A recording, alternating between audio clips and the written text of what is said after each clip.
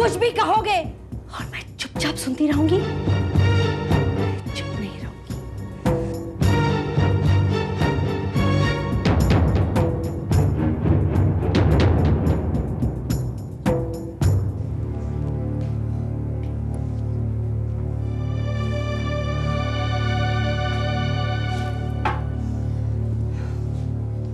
आ गई तुम? इतनी देर कहाँ लगा दी? मैं तो कब की आ गई थी, लेकिन तुम्हारे भाई की करतूत देख रही थी। क्या किया उसने?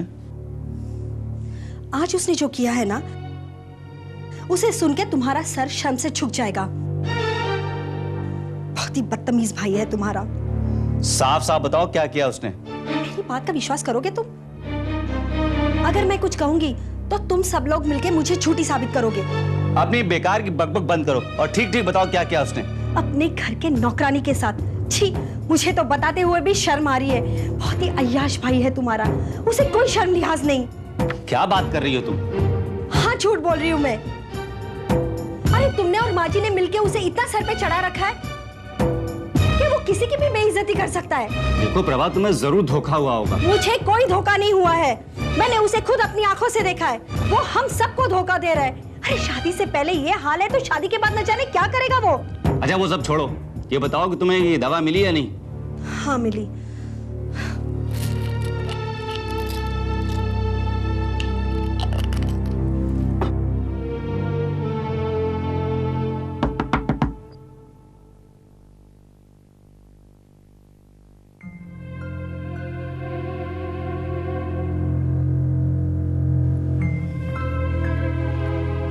जी कहिए। माफ कीजिएगा, मैंने आपको परेशान किया। मुझे आपसे कुछ काम था। कैसा काम? मेरे कमरे में कुछ मेहमान आ गए हैं और चाय बनाने के लिए मेरे पास दूध नहीं है।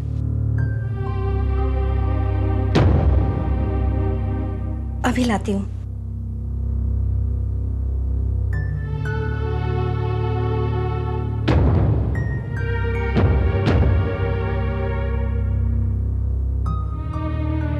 ये लीजिए। जी बहुत बहुत शुक्रिया, आप कितनी अच्छी है। अगर आप नहीं होती तो कौन मेरी मदद करता? इसमें मदद की क्या बात है? जरूरत के वक्त आसपास के लोग ही तो काम आते हैं। कल को मुझे भी तो कोई जरूरत पड़ सकती है। आपको किसी भी चीज की जरूरत हो तो बेझिझक मुझसे मांग लीजिएगा। एक बार फिर से शुक्रिया। जी।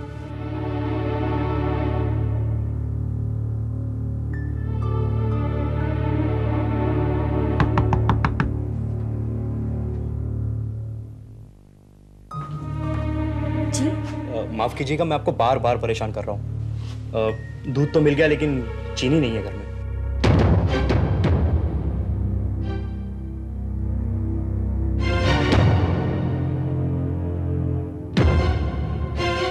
ये लीजिए। हम बैचलरों के किचन में कोई चीज पूरी होती ही नहीं है। तो फिर आप शादी क्यों नहीं कर लेते? शादी तो कर लूं अगर आप जैसी कोई लड़की मिल जाए तो। आप वाकई बहुत अच्छी हैं।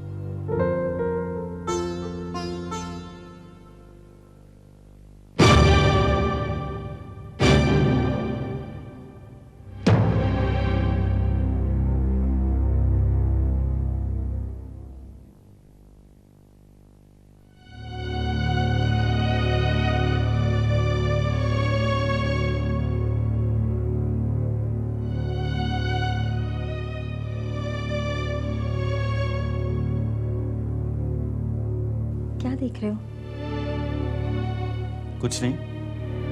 मैं तुम्हारे सामने होती हूँ फिर भी क्या तुम्हें मैं अच्छी नहीं लगती? ऐसा कब कहा मैंने? तो फिर इतनी बेरुखी क्यों दिखाते हो? क्या तुम्हें ये कभी महसूस नहीं होता कि तुम्हारी पत्नी की भी कोई जरूरतें हैं? देखो मुझे नींद आ रही है, मैं लाइट ऑफ कर देता हूँ, तुम भी सो जाओ और मैं भी सो जाता हूँ।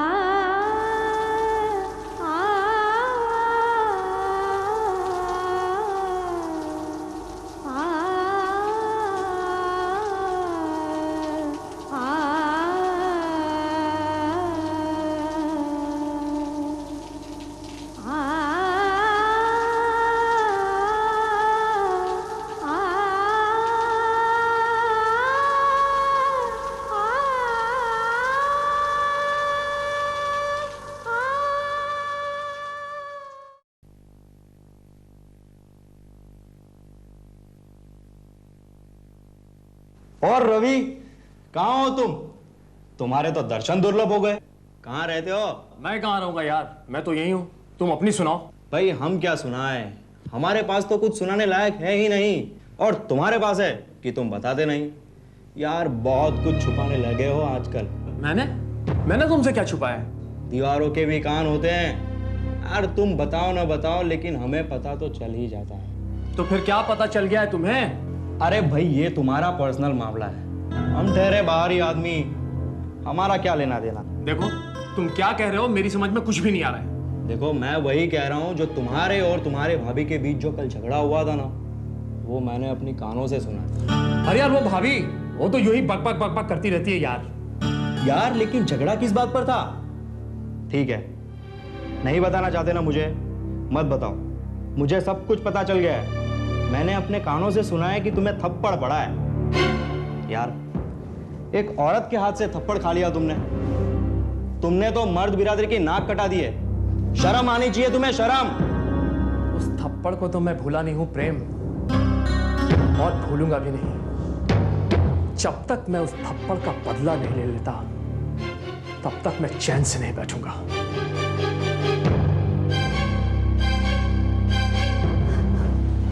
और उसने बदला ले लिया। प्रभा, कब तक तू अपनी बीती बातों को याद करती रहेगी? भुला ही नहीं तो पाती मैं। कम से कम कोशिश तो करके देख। जब जब तू इन बीती बातों को याद करेगी, दुख के सिवा तेरे हाथ कुछ नहीं आएगा। अपने बीते दिनों को भुलाना आसान होता तो कब का भुला दिया होता। क्या तू अपने बीते दिनों को भुला पाई है? शायद नहीं। हाँ, दूसरे के लिए कहना आसान होता है कि भूल जा। प्रभा, असल में हम खुद जिन बातों से जूझ रहे होते हैं, हमेशा दूसरे के लिए सोचते कि कम से कम वो ये उलझन पैदा ना करे। ये उलझन ही तो हमारी पूरी जिंदगी है। अगर हमारा कल उस तरह से ना गुजरा होता तो आज हमारा हाल ये ना होता। प्रभा, ये हम सबकी कहानी है। हमारे रिश्तों ने ही हमें लूटा है। मैं तो कहती हूँ सारे मर्द एक जैसे होते हैं। ये बात हम कहते जरूर हैं, लेकिन ये जानकर भी हर बार हम लोग धोखा खाते हैं। क्योंकि धोखा खाना हमारी नियति है। हम यही भाग्य में लिखवा कर लाए हैं। असल में प्रभा, हम औरतों में बर्दाश्त करने की क्षमता बहुत ज्यादा होती है, लेकिन जैसे ये बर्दाश्त करने की क्षमता का बांध टूटेगा, उसी दिन से हम औरतों की एक नई जिंदगी शुरू होगी, एक नया अध्याय शुरू होगा। हमें तो बचपन से यही सिखाया है कि जुल्म सहते रहो और चुप रहो। लेकिन ये चुप्पी कब टूटेगी? ये चुप्पी जरूर टूट जाती, लेकिन हमारी समस्या ये है कि हम लोगों को जैसे ही मौका मिलता है, हम लोग एक दूसरे के खिलाफ खड़ी हो जाती हैं। ये तुमने सही कहा कुंती। अगर मेरी सास ने मुझे समझने की कोशिश की होती तो आज मैं इस हाल में नहीं होती। ये तो सरला दीदी थी जिन्होंने मुझे घर से निकलने के बाद यहाँ आसरा दिया, वरना न जाने क्या हुआ होता।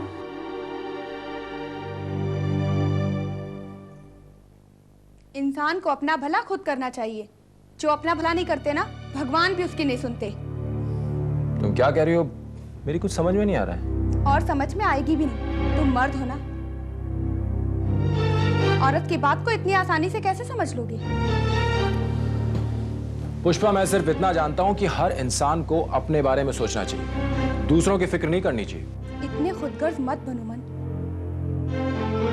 तुम्हें कुंती की तकलीफ, उसका दर्द दिखाई नहीं देता? तुम्हारी तरह मेरे पास इतनी फुर्सत नहीं है। हाँ, तुम्हें कहाँ फुर्सत है? तुम तो रात दिन बस काम में व्यस्त हो। तुम मुझे ये ताने देना कब छोड़ोगी? हाँ, तुम्हें रह रहकर आखिर हो क्या जाता है? पता नहीं। मैं जब से कुंती से मिलकर आई हूँ, उसका खामोश चेहरा मेरी आंखों के सामने घूमता रहता है। पुष्पा, दुनिया में ऐसे तमाम लोग हैं, तुम किस किस की फिक्र करती रहोगी? मन, मुझे समझ में नहीं आता कि कुंती उस आदमी का नाम क्यों नहीं बताना चाहती। कहीं ऐसा तो नहीं मन कि वो तुम्हारे सामने, मेरा मतलब तुम्हारे सामने और बाबूजी के सामने चाहकर भी ना बता पा रही हो? पुष्पा, अब उसकी क्या मजबूरी है ये वही जाने। मैं इन सब पचड़ों में नहीं पड़ना चाहता। कुंती को इस तरह खामोश नहीं रहना चाहिए। उसे उस आदमी से बदला लेना चाहिए। अगर मुझे उसका पता चल जाए ना, तो मैं उसे घसीट कर लाऊं और कुंती के कदमों में डाल दूं। पुष्पा, तुम ये बेकार की होशियारी छोड़ दो। जब कुंती उस लड़के का नाम नहीं बताना चाह रही तो फिर तुम लोग क्यों पीछे पड़े हो? क्योंकि मुझे उससे हमदर्दी है। उसकी बेचारी की जिंदगी बर्बाद हो गई और जो गुनहगार है वो अब तक छिपा हुआ है। हो सकता है मन कि वो हमारे आसपास ही हो, लेकिन जब तक कुंती उसका नाम नहीं बताती हम उसे नहीं पहचान सकते। छोड़ो ना पुष्पा, देखो हम दोनों पति पत्नी हैं, हमें एक दूसरे की पहचान करनी चाहिए, ना कि किसी और की। मन, हम पति पत्नी हैं, ये हमारा सौभाग्य है, लेकिन तुम थोड़ी देर के लिए कुंती के बारे में सोचो। वो बेचारी सब कुछ अकेले बर्दाश्त कर रही है।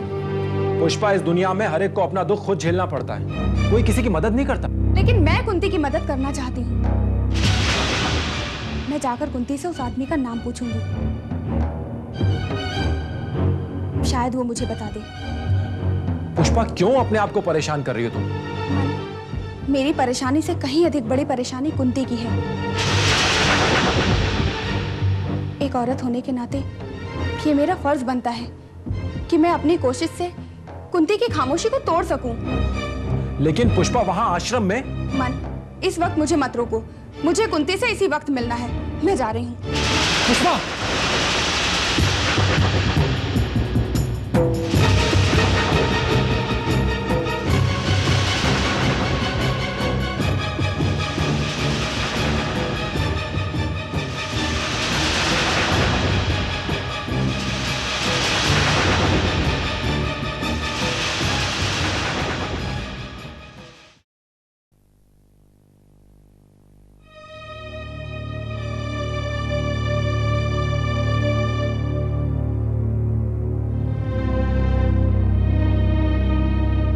कुंती, आप? हाँ मैं। आप क्यों आई हैं यहाँ? प्लीज मुझे मेरे हाल पर छोड़ दीजिए। देखो कुंती, मैं यहाँ इसलिए आई हूँ क्योंकि तुम अपने ऊपर बहुत बड़ा अन्याय कर रही हो और ये गलत है कुंती। गलत और सही का फैसला मेरी किस्मत करेगी, मैं नहीं। तुम क्यों अपनी जिंदगी को इस तरह किस्मत के हवाले कर देना चाहती हो? मेरे पास और कोई रास्ता भी तो नहीं है। रास्ता निकल आएगा अगर तुम मुझे उस आदमी का नाम बता दोगी जिसने तुम्हारी जिंदगी बर्बाद कर दी। मेरी जिंदगी तो बर्बाद हो ही चुकी है, अब उसका नाम बताने से क्या फायदा? तुम उस आदमी को इतनी आसानी से क्यों छोड़ देना चाहती हो? आखिर ऐसी कौन सी मजबूरी है तुम्हारी? औरत अपनी जिंदगी में हर कदम पर मजबूर होती है। ऐसी बहुत सी मजबूरियां होती हैं जिन्हें बयान नहीं किया जा सकता। देखो, एक औरत होने के नाते ही मैं यहाँ तुमसे अकेले में मिलने आई हूँ। उस दिन बाबूजी और मन के सामने तुम चुप थी, लेकिन आज तुम्हें अपनी ये चुप्पी तोड़नी होगी और उसका नाम बताना होगा। प्लीज, मैं नहीं बता सकती। लेकिन क्यों नहीं बता सकती? तुम्हें किस बात का डर है? देखो, उस आदमी का नाम बताकर तुम अपने हक, अपने अधिकार के लिए लड़ते क्यों नहीं? उसका नाम अब मुझे कोई अधिकार नहीं दे सकता। अगर तुम मुझे उसका नाम नहीं बताओगी तो ना जाने वो और कितनी जिंदगियों को तबाह कर देगा। उसे इस तरह नहीं छोड़ा जा सकता। सजा भी तो नहीं दी जा सकती। सजा मैं दिलवाऊंगी, तुम बस मुझे उसका नाम बता दो। आखिर और कितने सालों तक चुप रहोगी कुंती? बोलो कुंती, बोलो। इससे क्या पूछ रही हो?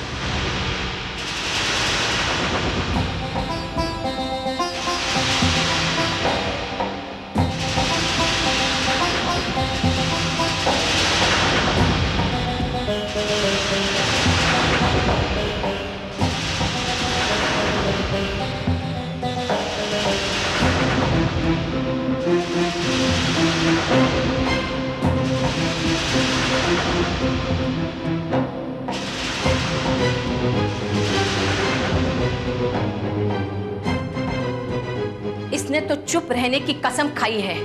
ऐसी कसम का क्या फायदा जो जिंदगी में सिवाय बर्बादी के और कुछ ना दे सके? मुझे तो समझ में नहीं आता कि उसका नाम क्यों नहीं बताती।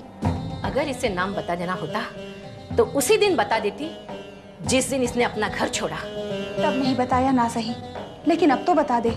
क्या फायदा? तुम्हारे सामने नाम ना ही बता दे तो अच्छा है। क्यों? क्योंकि तुम उस आदमी का नाम सुन नहीं पाओगे, और अगर पता चल गया ना तो तुम्हारे पैरों तले की जमीन खिसक जाएगी। कुंती, कौन है कुंती? वो बोलो ना। जानना चाहती हो?